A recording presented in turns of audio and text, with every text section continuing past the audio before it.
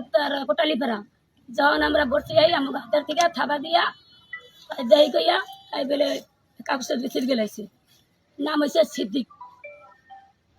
এরপর আমরা আইতেছি আমাকে দাঁড়া দাঁড়া দাঁড়া কি করবি তোরা তো গো বিমলের একটা বাংলা দিছে তা বলা যাবে না।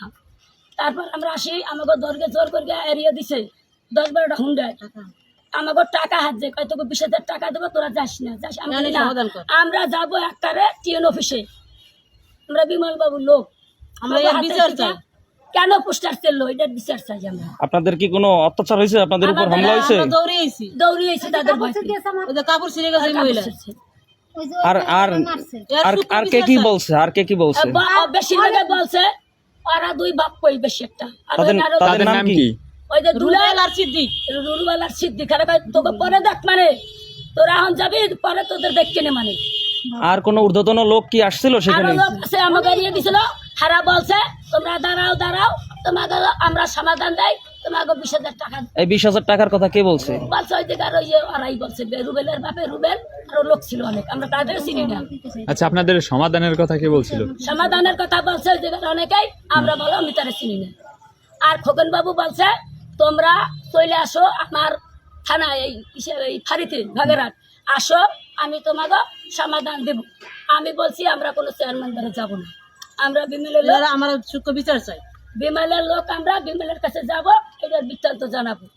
আপনাদের কি কোনো গালিগালাজ করা হয়েছে? হ্যাঁ অনেক গালাগালি করছে আমরা গালাগালি করছি কয়েকশো মোটরসাইকেল মারছে আমাকে এড়িয়ে দিছে আরো ফোন দিয়ে লোক আনছে বুঝলেন অনেক লোক আনছে আমাদের আটকাবে করে আমরা তাতে ফিরি না তাদের ভয় পাইনি আমরা চলে গেছি যেভাবে।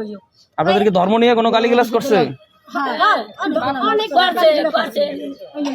বাবুরে বেশি গাইলেছে আমার কথা বাবুরে বেশি গাইলেছে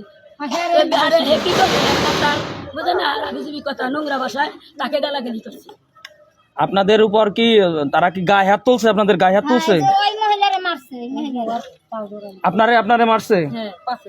আপনারা কি কিভাবে প্রহার করছে? আমার কাছে তোরে শেষ করে দেবো তোরে শেষ করে দেবো তোরা